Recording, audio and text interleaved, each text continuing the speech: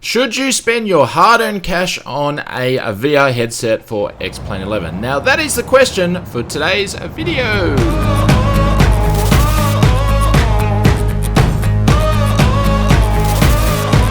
This day is gonna be the greatest memory, making history.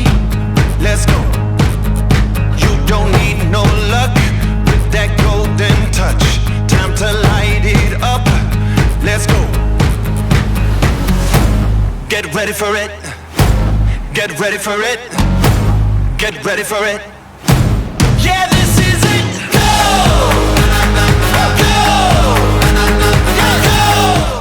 Should you buy a virtual reality headset for Flight Simulator? That is the question on today's test drive video. Now, if you haven't seen one of these before, this is where we take a scenery, a utility, or an aircraft, or even hardware in different types of flight simulators. We'll take them from a spin around the block, give them a test drive, and I will tell you, should you spend your hard-earned cash on these things? So in today's video, we are taking the Oculus Rift for a test drive around Xplane 11 and checking out how does the VR in Xplane 11 compare to flying in the sim generally without a VR headset. So some of the things we're going to be taking a look at today is how to navigate around in VR. We're going to be checking out the UI, we're going to check out the use of the controllers and the menu system, and also how to fly in VR. So why don't we get stuck into the video and take a look. Let's just face it. Now, if this is something that you're considering or you have picked up a V headset for Flight Simulator or Xplane, you are hardcore when it comes to immersion. That's what VR is meant to do. It is meant to trick the brain and the senses to think that you are flying a plane in a simulator, and it is for real. Now, there are many different headsets out there on the market for many different prices. Some are better than others, some are higher spec than others, but today we're going to use the plain old Oculus Rift that I've had for about 2 years now. And in this day and age, I would consider it being the starting point. So the first thing we're going to look at, we're going to jump in and have a look at Xplane 11 and have a look at the UI and how you get set up to get into the sim, or how you set up your flight for virtual reality. Have a look at that. Welcome to my virtual hangout, ladies and gentlemen. Yes, we are in Xplane 11. And the really cool thing about Xplane 11 when it comes to VR, it is a native. You don't need any third-party support. So it's one of the easiest things out there to set up. So I'm going to quickly go through the Xplane menu, the same one that you would go if you're going to set up a flight without VR. They're my settings, and guess what? They are absolutely the same as what they are as when I'm flying with VR or without VR. So very, very, very handy. So we're going to hit done here, and I'm just using my virtual controller that you get with your Oculus Rift to help me set that up. And here we are straight in the cockpit. Hello there, that's me with my hand with the virtual controller, and I'm going to quickly show you some of the touch spots that you can use the virtual controller, if I can actually get it right, to manipulate and move some of the buttons around within the simulator. Now, one of the really cool things you can do with the controller is use the Xplane menu within the virtual world. So you can go in here, you can customize your flights or configure your flight. You can go in and, hey, we're going to go in the advanced here, and we're going to go in and have a look at our plugins. So we can enable and disable plugins. So without pulling up your headset and then going into main screen. So you don't need to step out of that virtual world if you want to go and change something. So that is something different that I haven't seen in other simulators out there. But you've got different things like windows, views, replays, configuring the flights and go and change the weather, all that sort of stuff, or even realign your pilot view and things like that. You can also use this to jump around and do a walk around. So that's what we're going to do right now. Welcome to Orbex's Anacortes Airport. I probably butchered the name, as I always do. But we're doing a walk around on a 172. And the cool thing with VR, it is to spec. So when you're sitting in the cockpit, the size and the ratio is what it would be in a real 172. And as we're doing the walk around here. So the cool thing with Xplane 11 is that you can walk around the airport and you can view things. You can do outside views, or if you want to, just like what I'm doing here, is I'm doing a walk around of the the aircraft, which is really cool. It's got that immersion. Hello, there's a car going through there. So the airport's alive and it really shows the immersion. So we're going to go and step into the cockpit here and do our pre-checks to get going. Now, welcome to the cockpit of the Airforce 172. So I'm just going to close the door here, and I've used that by doing the mouse. So sometimes I do use the mouse instead of the controllers when I find things are difficult to manipulate in the sim. So one of the cool things is I have a Cytec switch panel. So some of the buttons that I'm switching on, I'm actually using a switch panel, which makes it even easier for VR and helps for that immersion. Probably straight away some of you guys are thinking, now this looks absolutely crap. Well, when it comes to VR recording, it's very, very hard. But the other thing is the disadvantage of VR is the resolution. So it is a lot different than me viewing it on my 4K screen, because you're basically viewing it in a 1080 format.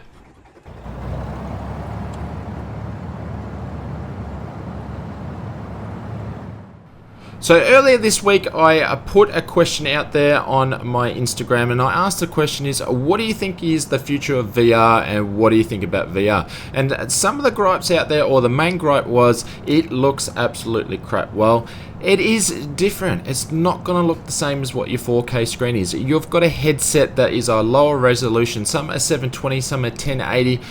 So it's going to look different, and it's going to look a bit blurry. Now, I tell you what, it looks completely different when you're watching this video as what it does when I've got my headset on. When I've got my headset on, I have the full visual of immersion, and I feel like that I'm in a cockpit of a 172. So I can see everything. Some of the gauges are a little bit blurry and you need to read in, but most of it I can see and use everything within the cockpit just fine. Some things like a airliner I would have a little bit of trouble with, but that's VR. I guess I'm using a first generation headset. That's some of the things or disadvantages that you need to take in consideration when you're looking at purchasing a VR headset. Now, looking at the opposite is peripheral vision. Peripheral vision in VR is absolutely insane. It's the closest thing that you're going to get to flying a aircraft in real life. Now, I would challenge you to go and fly an accurate pattern without using a VR headset in any sort of flight simulator, without using a hat switch, just changing views and see how you go. So at the moment I'm training for my pilot certificate down at a local flight school. I will leave a link in the description below if that's something that you're interested. If you're in Australia, to go and check out, I would highly recommend doing it. But one of the issues that I'm having at the moment when flying circuits is on my landing I'm flaring too high and I'm having trouble holding off the aircraft. Now, I've only got a few hours in, so I'm only learning, but I'm going to be using my VR headset as a tool to help me train, so when I get out there in real life, I'm going to have a bit of practice at overcoming this problem that I have. And that's the really cool thing with VR. It gives you the closest thing that you can get out of simulator to what it is in real life flying. It's pretty close to. The only thing that you're missing out on is all the movement. Here I am, I'm sitting in my chair. At any stage I can hit pause and have a cup of coffee when I'm turning base on a circuit. So one thing to note is that I've never flown a 172 in real life, so I'm not an expert at that, and also I've never done a circuit around this airport. So we're just going to wing it, no pun intended, and just have a little bit of fun. So I'm going to walk you through the first circuit that I'm going to do, and then we're going to just check out the landings on the other two, and we'll see if we improve. I'm not going to do any run-ups or anything like that. We're just going to get right into flying a circuit around this Orbex airport. Unfortunately, the weather's a little bit hazy, so it will make things interesting. We do have a real life weather turned on as well. We are all configured and ready for takeoff. So all our doors and windows and hatches and harnesses are all secure. So we're going to make our way out to a runway 36, and we're just going to whack on the anchors. There is no traffic in the pattern, so we are good. I've got no traffic turned on, and then we're just going to line the heading bug, because that's going to help us out knowing where we need to go and make sure we are straight and also parallel on the downwind for the circuit today. There we go. We'll quickly adjust that. All done. So we're going to apply throttle. We're going to rotate around about 60, and then we're going to climb between 70 and 80 in the 172. So applying throttle and some right rudder. Speed is alive. There we go. 40. 50, just veering off, so just blow some more rudder. 60 will rotate with a bit of a hump there. And there we go, 70 and 80. Not using any flaps on the 172, so I don't need to put those up at 300, but I'm just going to take a bit of a look left and right to make sure we've got positive rates. And we're just going to keep flying this direct heading up to 500 feet. Once we do 500 feet, we're going to just check to make sure there's nothing around, and then we're going to commence a left-hand turn to our crosswind of the circuit today.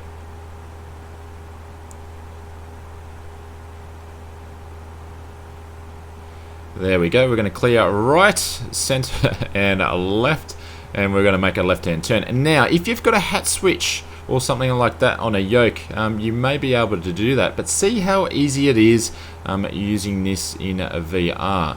One of the things that I have learned in flying in real life is you need to basically look outside the cockpit 90% of the time, or even 98% of the time, and this is something that you can do with VR. See, I'm not really looking at the gauges, I'm only scanning down to check my altitude and things like that. Which we're nearly coming to 1,000 feet, but I'm basically looking out of the aircraft and flying it, or aviate is what they call it. And this is where VR really comes true, because it gives you the ability to do that instead of looking at the gauges all the time. You can look around. So we've just made our turn down to our downward leg.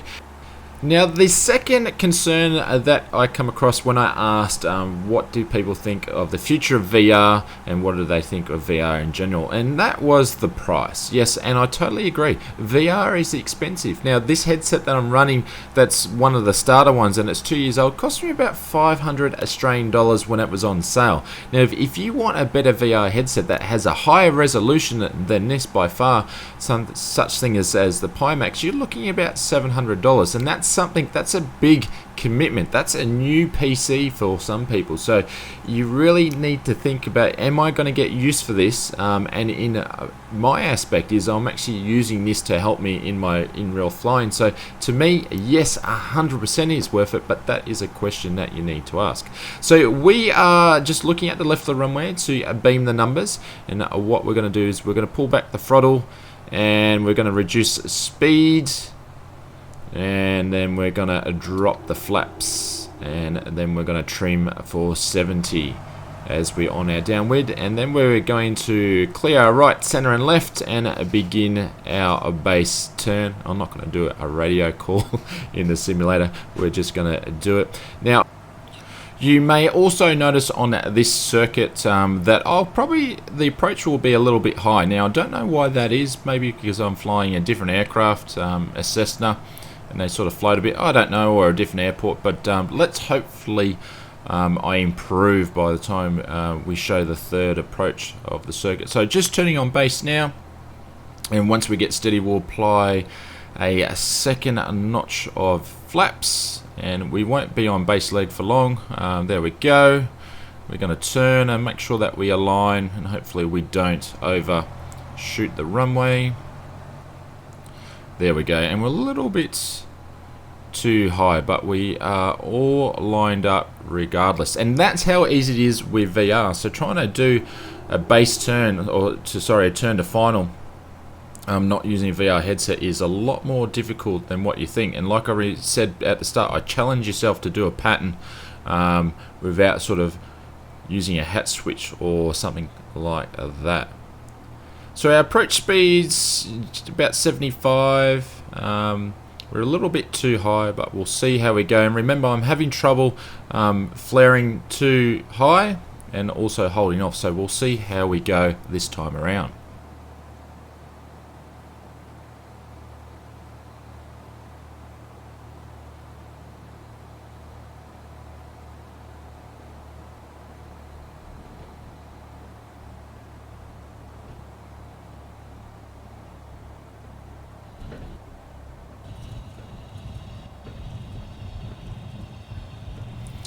Alrighty, so flaps are going to go, we're going to apply some throttle and we're going to get out of here for another pattern. So that one, I think my flare was okay. I had a fair bit of speed and I think I held off. I think what sort of got me in trouble was the actual hump on the runway. So we're going to do the same thing again. I'm just going to, this time around, I'm going to cut to the actual approach.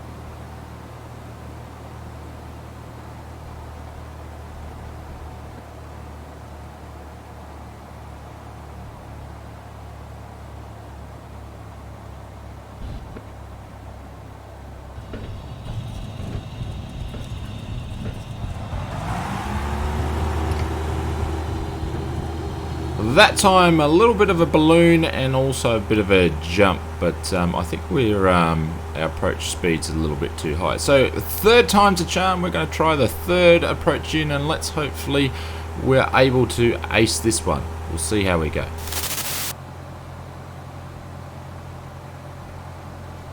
And the last concern that I had about a VR was the PC specifications. Now I'll tell you what, this PC build that I'm using now is about 2.5 years old. So down in the description of each video I have my PC specs. You can see that it is not the latest and greatest PC, and it runs, especially in Xplane, it runs VR fine. And at the start of the video you can go back and check out my settings as well.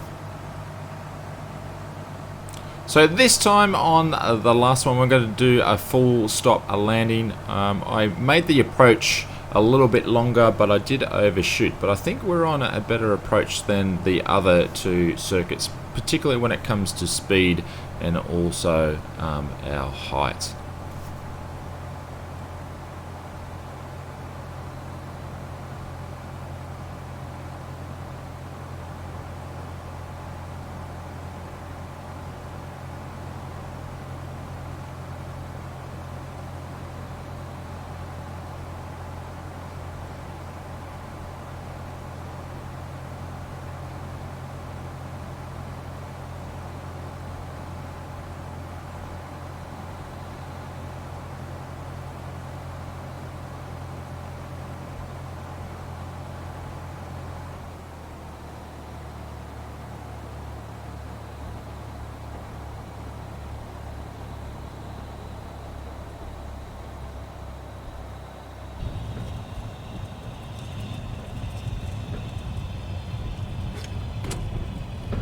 There we go. So yes, I landed halfway down the runway, but I probably think that was my best flare and also hold off. But I tell you what, all you pilots out there, simulators, pilots, and also in real life pilots, go and critique my free landings and put some comments below and give me some tips, and that would be awesome. So we're going to taxi back, but we'll quickly throw into a replay, not in VR. We're actually going to do just a normal replay of that final landing, and then I'll come back to you on my final thoughts on VR within Xplane and VR within simulators.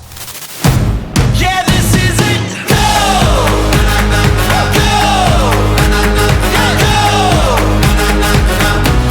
Yeah, this is it. Go! Go! Let's go! This is it. Oh, oh, oh, oh, oh. Yeah, it's about to break. Got what it's gonna take. Go ahead and own that stage. Let's go. When you're made for this, yeah, it's obvious. Top another. So my final thoughts on a VR. Should you go and spend your hard-earned cash on a VR headset for Xplane 11 or within that any flight simulator? Well, that is a big question. I would suggest is really think about what you want to get out of your flight simulation. If you want the most realist thing possible and the best immersion, that is going to be a VR. Now, what headset is going to suit you? That's what you need to go and do some homework on. Is it worth spending the big bucks on the Pimax and getting the best resolution, or going out there and picking up something like a second-hand Oculus Rift to get you started? That all depends on what your budget. In my honest opinion, I think VR in-flight simulator is absolutely awesome. It's probably one of the best things you can do in VR. These videos that I do record in VR do not portray anything close to what the real experience is, and if you ever get a chance to pop on a VR headset, I would highly recommend doing so. I'm going to leave a link in the description below of one of my YouTube buddies' reaction review. You can go and check out his review on the Pimax virtual reality headset. And if you like this video, please hit that thumbs up button. It helps me out a lot. It's very much appreciated. And also hit the subscribe button if you're new to the channel. I'm going to leave another VR video up here. This one we will be checking out VR within Prepared. And why don't you go and check that one out, and I will see you over there.